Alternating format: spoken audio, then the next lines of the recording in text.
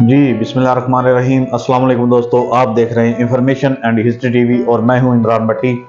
تو نیا ناول دوست یہاں نیچے سبسکرائب کلک کر لیں اور بیل بٹن کو دبا لیں تاکہ ہر آنے والی بالخصوص اسلامک ہسٹری اور بالعموم دنیا بھر کی معلوماتی ویڈیو بر وقت آپ سے مل سکے۔ تو دوستو آج میرا ویڈیو کا موضوع ہے ایک ایسی شخصیت، ایک ایسی اسلام کی بیٹی جس کے خون میں وطن کی محبت بہت زیادہ تھی، اور اس محبت میں، اس حب الوطنی میں، اس وفاداری میں اس نے اربوں خربوں کی اور بہت برائٹ فیوچر کی آفرز کو ٹھکرایا اور موت کو گلے لگایا۔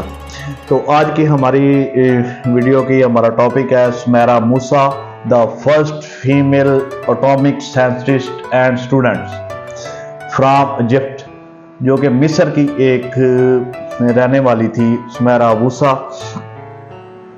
تو اس کی زندگی میں ایسے کیا نشیب و فراز آئے، مختصر سا اس کی صرف تحقیق کا میں جو ہے آپ کے سامنے دائرہ کار رکھنے لگا ہوں۔ ادروائز اس کی جو ہول لائف ہے، مکمل زندگی، اس کے بارے میں ابھی بات نہیں کروں گا، وہ انشاءاللہ پھر نیکسٹ پارٹ میں، کیونکہ میں نے سمیرا موسیٰ کے بعد پاکستان کی اس بیٹی کی طرف آنا ہے جسے لائٹ پوائزن دیا گیا، اور وہ امریکہ سے واپس آ کر کچھ عرصے بعد پاکستان میں تھوڑا عرصہ بیمار رہنے کے بعد دنیا فانی کو چھوڑ کر چلی گئی۔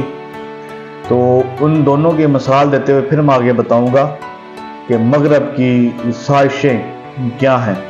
تو چلتے ہیں، بڑھتے ہیں اپنی ویڈیو کی طرف۔ 3 مارچ 1917 کو جو سمیرا موسیٰ مصر میں پیدا ہوئی، اور 5 اگست 1952 کو یہودیوں نے امریکہ میں اسے کار ایکسیڈنٹ میں قتل کروا دیا۔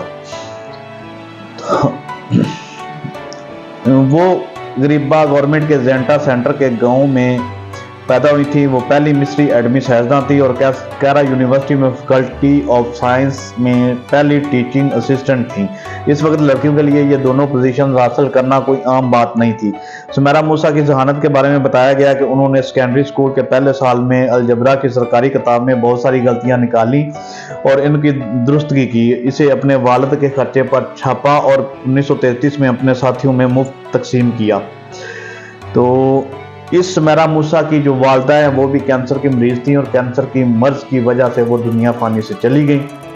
تو اپنی تعلیم کو، اپنی میڈیکل سائنسز کو انہوں نے جو ایٹمی تجربات کی طرف اس لیے لے کے آئی کہ وہ اس کینسر جیسی موذی مرض کا سستا سے سستا ترین علاج ڈھونڈ سکے، جیسے آج ہم ڈسپرین کی گولی کھاتے ہیں، اتنا سستا۔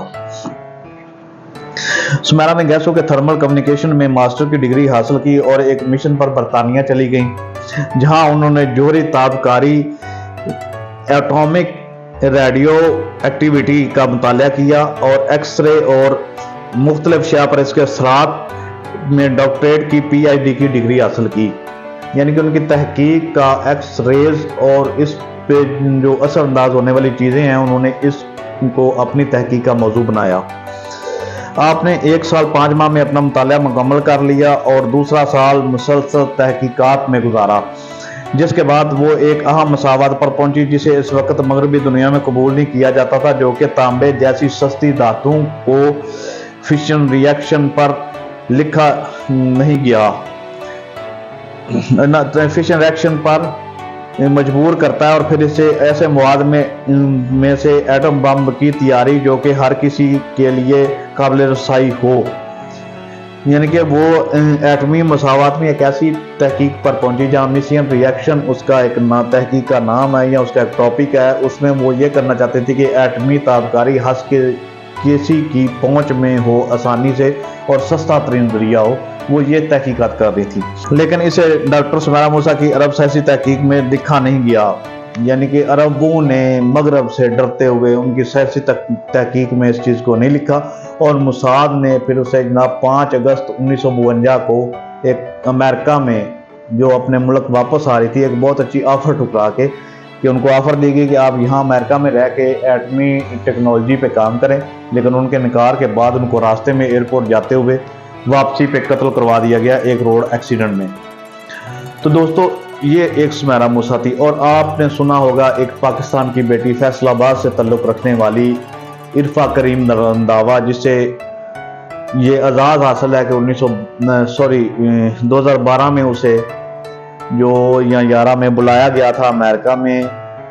ये जो बिल गेट्स सॉफ्टवेयर कंपनी का मालिक तो और दुनिया के अमीर तरीन लोगों में शुमार होता है उसने उसे दावत पे बुलाया और उसे ऑफ़र दी अपनी तरफ अपने मुल्क में अपनी कंपनी में काम करने की, जिसे उसने एक्सेप्ट ना किया और उसे खाने में लाइट पॉइजन दी गई, जिसके साथ वो जैसे पाकिस्तान आई कुछ अर्सा बीमार रही। हॉस्पिटल में दाखिल रहने के बाद वो वहाँ से अपने खालके की से यहाँ मिली।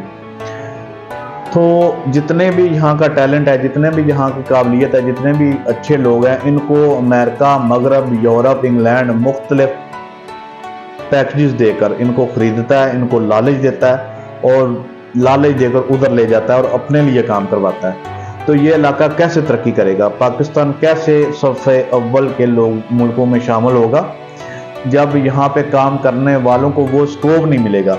अभी रिसेंटली जो है ये एक हमारे कौमी हीरो अरशद नदीम, जो कि मियाँ चन्नू से बिलोंग करते हैं और जेवलिन थ्रोअर है, उन्होंने फर्स्ट पोजीशन गोल्ड मेडल हासिल किया ओलंपिक गेम्स में। उनकी जितनी भी आप हिस्ट्री जिस जगह पे भी पढ़ेंगे ना, उन्होंने अपनी मदद आपके तहत उसने मेहनत की, खुद से जेवलिन बनाया, खुद से उसने अखाड़ा बनाया, गवर्नमेंट ने कोई उसे सपोर्ट नहीं किया। तो अब लगे हैं सारे कुछ लोग उसकी उस मेहनत को, उस गोल्ड मेडल को कैच करने कि इसका क्रेडिट हम ले जाएं, किसी तरीके से हम आवाम की नज़र में अच्छे बन जाए। अच्छे तो तब वही आप बनेंगे जब बिल पे 0 लिखा आएगा, नो लिखा आएगा, जब पंजाब गवर्नमेंट ने अदा कर दिया ये स्टैंप लगेगी, उस वक्त आप अच्छे बनेंगे, उससे पहले आप अच्छे नहीं बनेंगे। क्यों?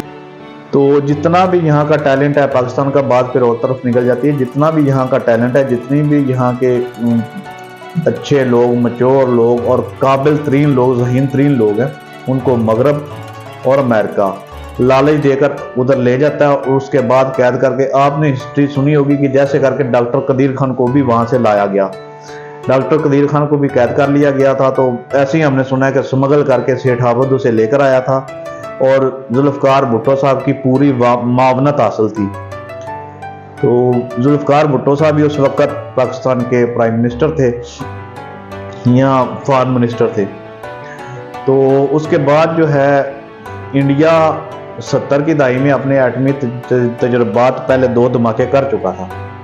उसके बाद ये डॉक्टर कदीर खान को लाया गया, फिर एटम बम बनाया गया, फिर तहकीकात शुरू हुई। वो एक लंबी कहानी है जिसमें एक बाबू लोहार गुजरांवाला का, उसने एक ऐसा पुर्जा आला तैयार करके दिया भट्टी, जो यूरेनियम को अफसुर्दा करने के लिए उसकी जो सर्कुलेशन है या मोटर है, वो चक्कर पूरे सिर्फ इसकी बनाई हुई मोटर मुहैया कर सकी थी। दूसरी जो मोटर थी लेबॉर्ट्री में, वो उतनी उनकी रोटेशन नहीं होती थी, उन आरपीएम उतने नहीं थे, उतनी स्पीड नहीं थी। तो ये सारी चीज़ें, खैर एटम बम आ गया, बना।